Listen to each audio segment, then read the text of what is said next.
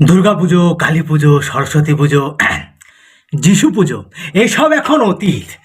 বাঙালি এখন মত্ত ভ্যালেন্টিনা ঠাকুরের পুজো নিয়ে।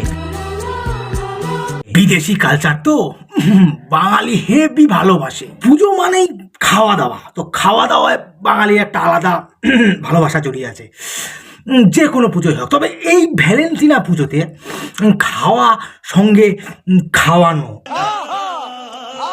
উভয় পক্ষেরই। কি আরাম।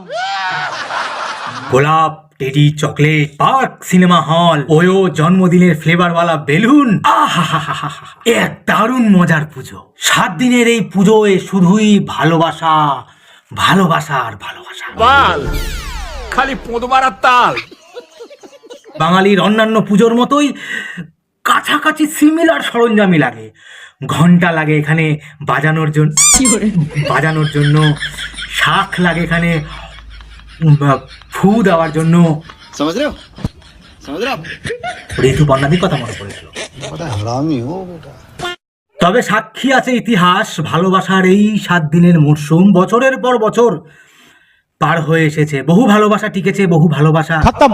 এর থেকে আমরা শিখতে পারি এইটাই, যে ভালোবাসা টেকাতে গেলে শুধুমাত্র পকেটের জোর আর মনের জোর থাকার দরকার নেই। মনের মতো কাছাকাছি যে ওয়ার্ডটা, ওটারও জোর থাকা বাঞ্ছনীয়। না হলে ওই কয়েকদিন পর হঠাৎ করে গার্লফ্রেন্ডের বাড়ির সামনে দিয়ে ঘাড়ে ডান্ডা, জুতো, সানগ্লাস চোখে লাগিয়ে ধনকে দেখলু তুই ননিসিনা মনকে চিনলু। গজব বেজতি। অন্যান্য দেবদেবীর পুজোয় জরুরি যেমন প্যান্ডেল, ভ্যালেন্টিনা পুজোর আসল কাণ্ডারি কিন্তু হ্যান্ডেল।